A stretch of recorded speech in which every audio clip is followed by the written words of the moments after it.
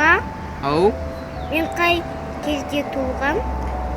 сен туылар алдын 9 ай бұрын бүкіл ауылда бір аптаға свет өшіп баған. Содан кейін сен 9 айдан кейін дүниеге келдің. Сол үшін сен менің інімсің. Мен сені жұмсаймын. Ертең сенің де інің болғанда ініңді жұмсайтын боласың. Ей, Не болды? жақын арада свет өшпейтін сияқты ғой. Өшпесе, әдейілі өшіреді ғой. Бексұлтан, Не? біздің ауылға банкомат орнатты ғой. Банкомат деген не? Банкомат деген ол саған ақша береді. Ақша аласың банкоматтан. О, қарызға ма? Жоқ, қайда қарызға бермейді, өзіңнің ақшаң болса соны аласың. Ей, кімге керек ол? Алып тастау керек қой. Ей, алып тастауға болмайды, ол адамдарға керек. Түк те пайдасы жоқ қой.